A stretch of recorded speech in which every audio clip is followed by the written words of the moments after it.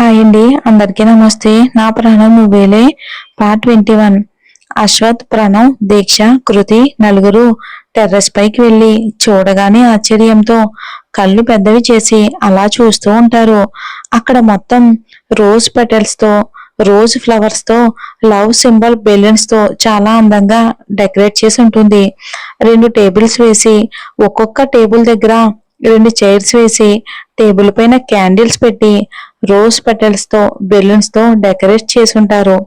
కృతి, దీక్ష అదంతా చూసి చిన్న పిల్లల్లా ఎగ్జైట్ అవుతూ కృతి అశ్వత్ ని, దీక్ష ప్రణవ్ ని హత్తుకుని బుగ్గపై ముద్దు పెడతారు. అశ్వత్, ప్రణవ్ ఇద్దరు షాక్ కొట్టినట్లు అలానే నిలబడిపోతారు. వాళ్ళని అలా చూసి ఇద్దరు ఏం చేశామో అర్థమై తల దించుకుని సిగ్గుపడుతూ ఉంటారు. అశ్వత్, ప్రణవ్ ఇద్దరు తేరుకుని అశ్వత్ కృతి దగ్గరకు వచ్చి తన మొహాన్ని దోసిట్లోకి తీసుకుని, ఏంటి బంగారు, అంతలా నచ్చిందా అంటాడు కళ్ళల్లోకి సూటిగా చూస్తూ. కృతి అవునని తలాడిస్తుంది. అశ్వత్ కృతిని హక్ చేసుకుని కృతికి మాత్రమే వినపడేలా, మన ఫస్ట్ నైట్ కి ఎంతకంటే బాగా రెడీ చేయిస్తా సరేనా అంటాడు. కృతి అశ్వత్ గుండెలపై కొడుతూ, ఛీ ఏంటా మాటలు, మీకు సిగ్గు లేదు అని వెళ్ళిపోబోతూ ఉంటే అశ్వత్ చేయి పట్టుకుని, ఇప్పటికే చాలా టైం వేస్ట్ చేశా బంగారం అని ఇంకా సిగ్గుపడుతూ కూర్చున్నానంటే జీవితం మొత్తం బ్రహ్మచారిగా ఉండాల్సిందే అంటాడు నవ్వుతూ. ప్రణవ్ దీక్షను దగ్గరికి తీసుకుని, ఇన్ని రోజులు నీ లవ్ యాక్సెప్ట్ చేయక ఇలాంటి ముద్దులు చాలా మిస్ అయ్యా కదా అంటాడు కళ్ళెగరేస్తూ. దానికి దీక్ష సిగ్గుపడుతూ ప్రణవ్ గుండెల్లో తల దాచుకుంటుంది. అశ్వత్ ఆర్డర్ చేసిన ఐటమ్స్ రావటంతో అందరూ డిన్నర్ చేస్తారు. అశ్వత్, బంగారం ఇంకేమైనా కావాలా? కృతి, ఇంకేమొద్దు, ఇంటికి వెళ్దాం, ఇప్పటికే లేట్ అయింది, ఆంటీ వాళ్ళు వెయిట్ చేస్తూ ఉంటారు. ఇక సాత్విక్, రాజేష్ హోటల్లోకి వచ్చి ఒక టేబుల్ దగ్గర కూర్చుంటారు. రాజేష్, సార్, ఆ అమ్మాయి కోసం మీరు ఇక్కడ వరకు రావటం ఎందుకు? ఎలాగో మన మనుషులను అరేంజ్ చేశాం కదా, వాళ్ళ అమ్మాయిని తీసుకుని వస్తారు కదా. సాత్విక్, అది ఒకతే వచ్చుంటే నేను వచ్చుండేవాన్నే కాదు, ఆ కృతి అశ్వత్తో వచ్చింది, పైగా ఆ ప్రణం కూడా పక్కనే ఉన్నాడు. మళ్ళీ అది ఈసారి నా చెయ్యి జారిపోకూడదనే వచ్చా. ఇన్ని రోజులకు కాదు 2 years కి అది మళ్ళీ నా చేతికి దొరకబోతుంది రాజేష్ అని గట్టిగా నవ్వుతాడు. రాజేష్ మనసులోనే, మా అమ్మ ఆపరేషన్ కి హెల్ప్ చేశాడని వీడి దగ్గర పని చేస్తున్నా, కానీ లేదంటే వీడి దగ్గర ఎప్పుడో ఉద్యోగం మానేసేవాడిని అనుకుంటాడు. దీక్ష, పెద్దమ్మ వాళ్ళకి చెప్పే వచ్చాం కదా వదినా, ఏం కంగారు పడకలే అంటుంది. కృతి, అబ్బా దీక్ష, నువ్వు అలా వదినా అనుకో, నాకెలాగో ఉంది. కృతి, కృతి అని పిలువు. దీక్ష, అన్నయ్య వైఫ్ ని వదినా అనేగా అంటారు. ఏం అన్నయ్య అంటుంది అశ్వత్ వైపు చూసి. అశ్వత్, మీరెలా పిలుచుకున్నా నాకేం అభ్యంతరం లేదు అంటాడు. దీక్ష, నేను వదినని పిలుస్తాని, వదినా వదినా అని ఆట పట్టిస్తుంది కృతిని. కృతి, నీకెలా చెప్తే నువ్వు వినవుగా అని చైర్లో నుండి లేచి దీక్ష దగ్గరకు వస్తూ ఉంటే దీక్ష కిందకి వెళ్తుంది. తన వెనకే కృతి కూడా వెళ్తుంది. దీక్ష మెట్లపై నుంచి వెళ్తూ ఉంటే దీక్ష కంటే ముందు వెళ్లి తనను పట్టుకోవాలని కృతి లిఫ్ట్ లో వెళ్తుంది. కాసేపటికి దీక్ష అశ్వత్, ప్రణవ్ల దగ్గరికి వచ్చి, అన్నయ్య కృతి ఎక్కడా అంటుంది. ప్రణవ్, అదేంటి నీ వెనకే కదా వచ్చింది, మమ్మల్ని అడుగుతావేంటి దీక్ష? నా వెనకాలైతే వచ్చింది, కాస్త దూరం వచ్చాక వెనక్కి తిరిగి చూస్తే నా వెనక లేదు, ఇంకిక్కడ ఏమైనా ఉందేమోనని వచ్చా, కానీ తను ఇక్కడ కూడా కనపడడం లేదు అంటుంది కంగారుగా దీక్ష. అశ్వత్, ఎక్కడికి వెళ్తుంది లేరా, ఇక్కడే ఎక్కడో ఉంటుంది, నువ్వు కంగారు పడుకో, పద కిందకి వెళ్ళి చూద్దామంటాడు.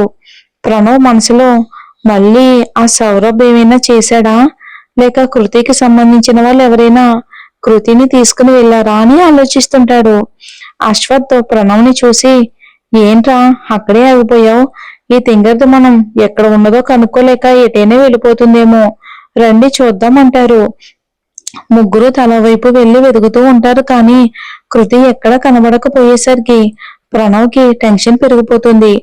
ప్రణవ్, అశ్వత్ చెల్లి ఎక్కడా లేదు, నాకెందుకో చాలా కంగారుగా ఉంది, అప్పటి వరకు కృతి ఇక్కడే ఎక్కడో ఉంటుంది అనుకున్నా, కానీ ఎంతసేపటికి కనబడబోయేసరికి అశ్వత్ కి కూడా టెన్షన్ స్టార్ట్ అవుతుంది.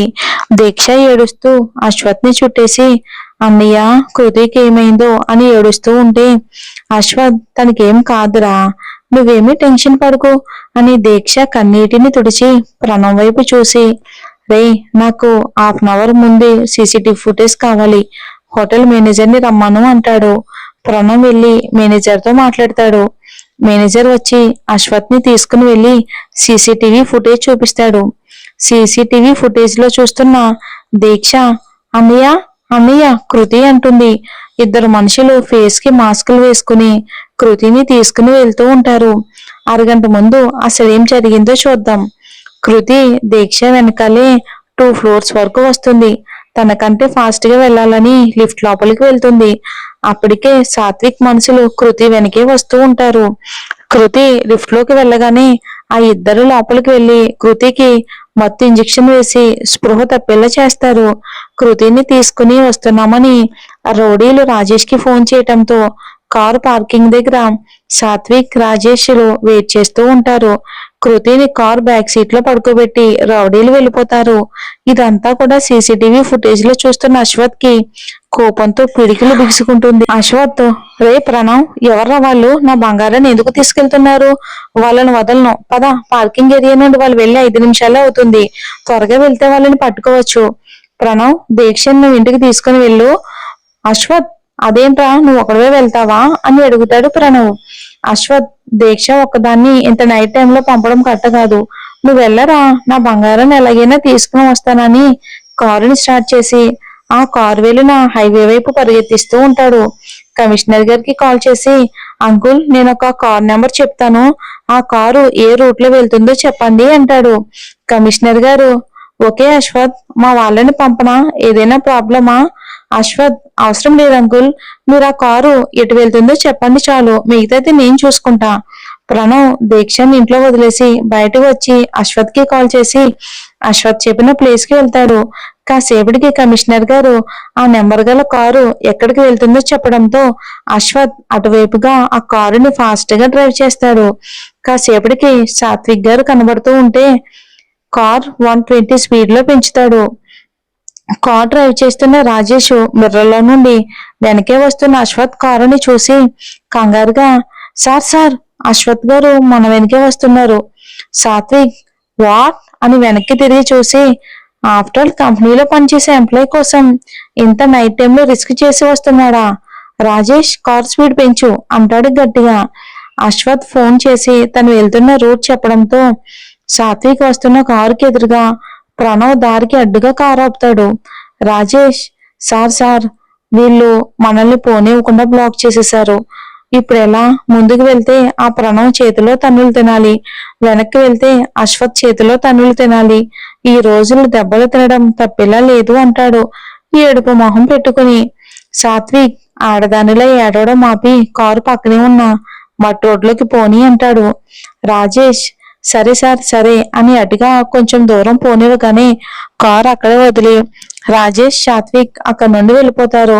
సాత్విక్ వాళ్ళ కారు అటు వెళ్ళగానే కారు ఆపి ఉన్న ప్రణవ్ కారు స్టార్ట్ చేసి వాళ్ళ వెనకే వెళ్తాడు.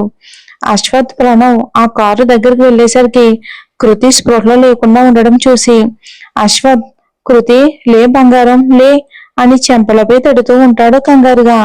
ప్రణవ్ రే వాళ్ళు మత్తు ఇచ్చినట్లున్నారు, అందుకే స్పృహలో లేదనుకుంటా, ముందు కృతిని ఇంటికి తీసుకుని వెళ్దాం పదా అంటాడు. ఇక దీక్ష హోటల్లో కృతి కనబడకుండా పోయిన విషయం అప్పటికి ఇంట్లో అందరికీ చెప్పడంతో అందరూ కృతి కోసం ఎదురు చూస్తూ ఉంటారు. అశ్వత్ కృతిని ఎత్తుకుని రావటం చూసిన మినీ కోపంగా పొల్లు ఊరుతూ ఉంటుంది. సుమతి కంగారుగా అశ్వత్ కృతికి ఏమైంది, తనను ఎవరు తీసుకుని వెళ్లారో అంటుంది. కళ్ళల్లో నీళ్ళొస్తుంటే వినోద్ కృతి స్పృహలో లేకుండా ఉండడం చూసి ఏమైంది, తను స్పృహలో లేదు అని అంటాడు. అశ్వత్ తను స్పృహలో లేదు నాన్న, డాక్టర్ అంకుల్ కి ఫోన్ చేసా వస్తున్నారు అంటాడు. భార్గవి ఈ కృతి ఎప్పుడు తిన్నగా ఒక చోట కుదురుగా ఉండదా, ఎప్పుడు ఏదో ఒకటి చేస్తూ ఉంటది, మీతో వచ్చింది మీతో ఉండకుండా బయటికి ఎందుకు వెళ్ళింది, ఇంతకు ముందు కూడా కాలేజ్కి వెళ్ళి బయటకు వస్తే ఇలాగే ఎవరో తీసుకుని వెళ్లారు. సుమతి భార్గవి అసలే అమ్మాయి కళ్ళు తెరవలేదని కంగారు పడుతూ ఉంటే మధ్యలో నీ గోలేంటి? కాసేపు సైలెంట్ గా ఉండు. దానికి భార్గవి కోపంగా, నేనేం మాట్లాడినా మీరు నన్ను తప్పు పడతారు అని తెలిసి మాట్లాడడం నాదే బుద్ధి తక్కువ అని విసురుగా లోపలికి వెళ్ళిపోతుంది భార్గవి. మిని, దీన్ని ఇప్పటికే 2 సార్లు కిడ్నాప్ చేశారు. 2 సార్లు కూడా బావే కాపాడ్డాడు. లేదంటే ఈ పాటికే దాని అడ్డు లేకుండా పోయేది.